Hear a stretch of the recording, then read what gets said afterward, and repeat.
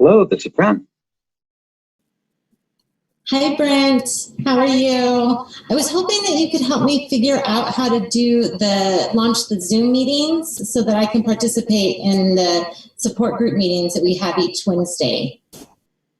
Sure, Beth. Let me change my computer here a little and share my desktop with you, and we can go through those steps together. How does that sound?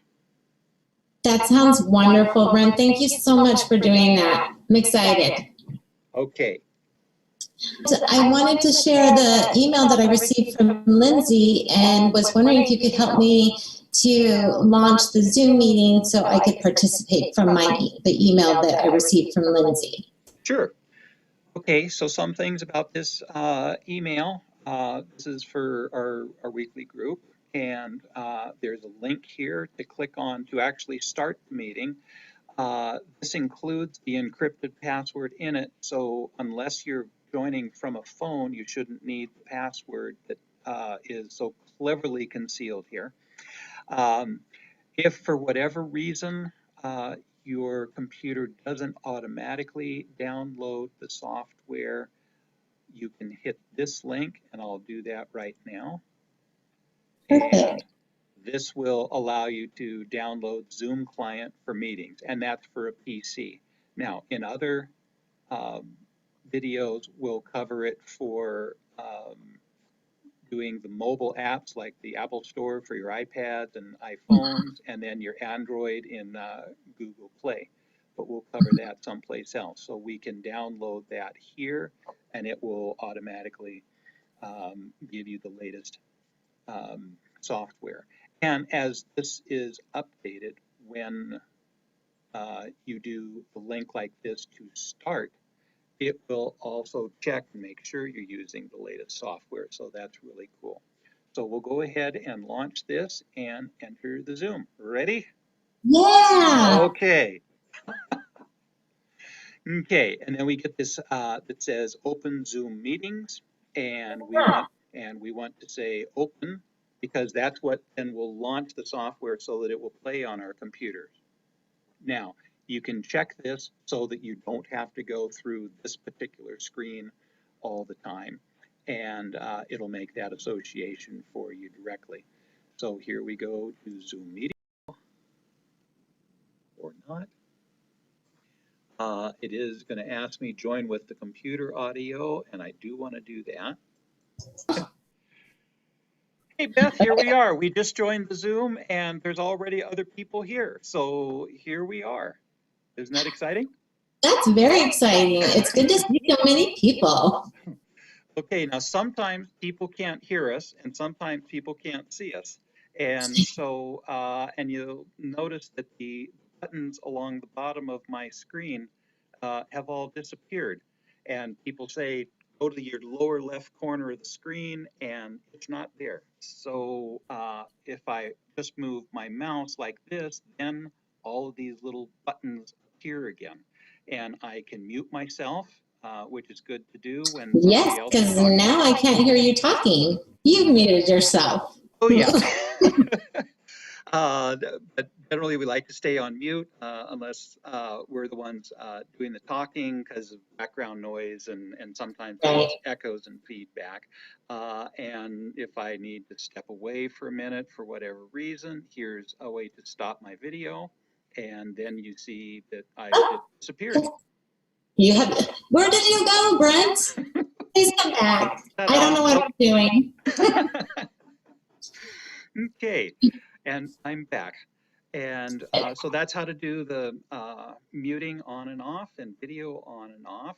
And sometimes I want to see the speaker a little better. And there's this button up top here that called Speaker View. And I'm going to not move my mouse a little because that button is going to disappear like that. And if I want it to reappear, I wiggle my mouse around, and then I can do Speaker View, and that will bring up usually the person who's talking, but since I'm talking right now and I'm the host, it's showing you because you're the last person who's... I see the speaker view up in the right-hand corner of my screen at the top. Yes. Yeah. Okay, and then there's partial list of the rest of the people in the gallery view, or you can Yes. isolate it to just the speaker like that. And so that's how we do go back and forth from gallery view. And if we want to see everybody, we hit Yes. gallery view again. And if there's more than people than what will fit on one screen, there's usually a little arrow down here to go to the next page. Mhm. And there's another 16 or so people. Yes, that will happen with mine. It'll, on my MacBook, it will show me an arrow in the middle of the screen that I can press, hit with my little tab on my pad, and it will hit that. Okay, good.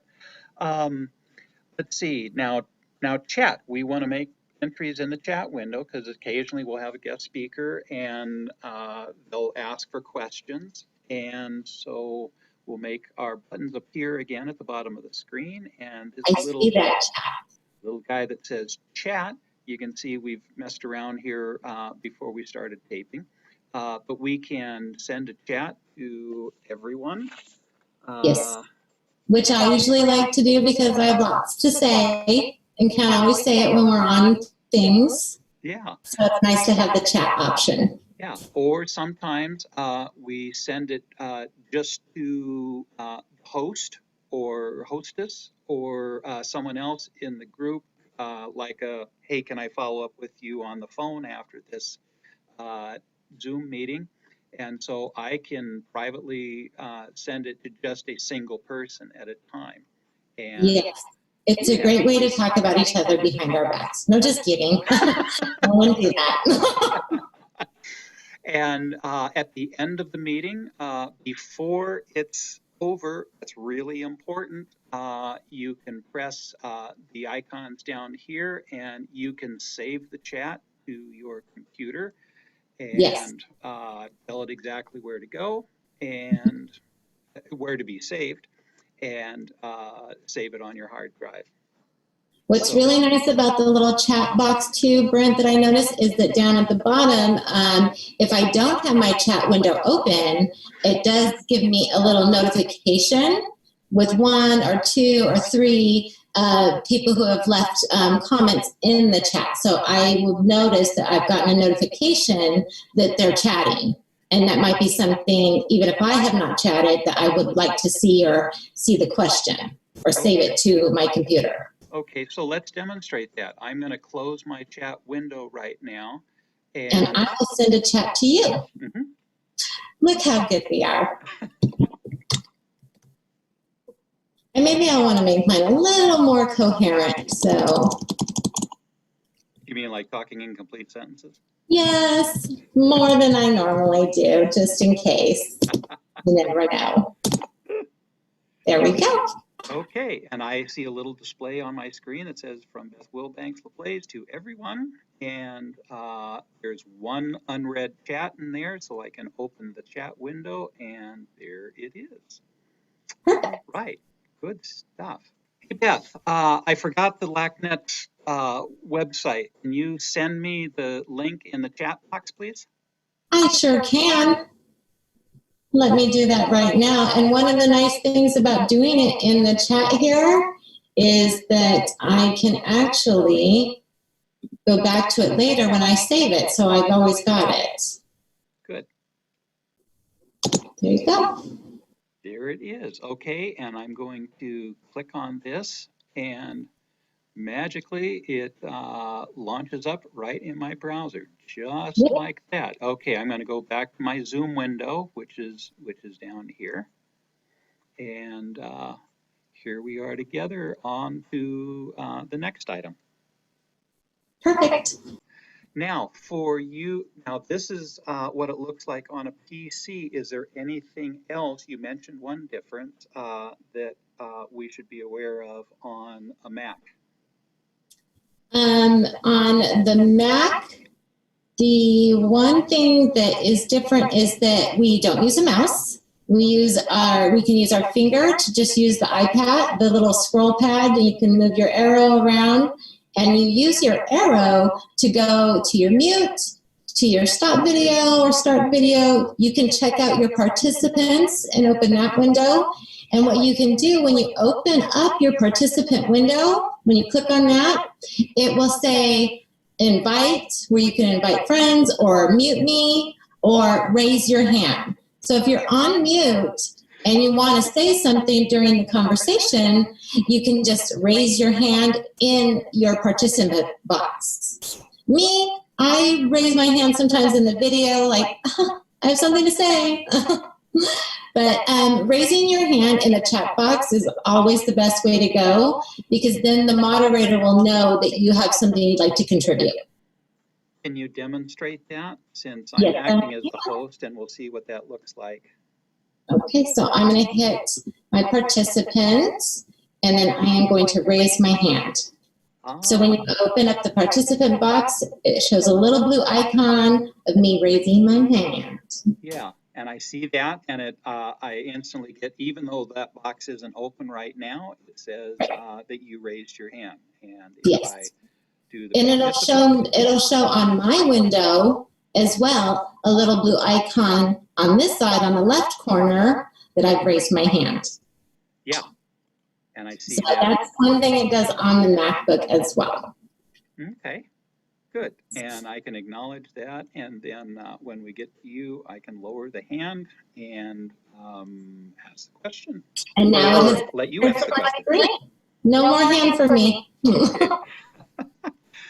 Okay, well, have we covered everything on the PC side for being in a Zoom conversation? I think so.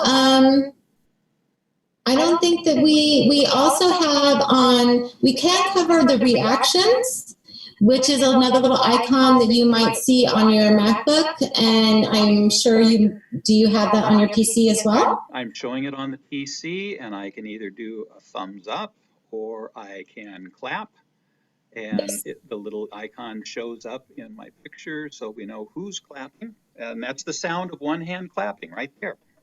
And there is my thumbs up. All right, and with that, we'll see you in the next video. And we'll exit right here, and I do the end in the lower right corner after wiggling my mouse so that all my buttons appear, and hit that.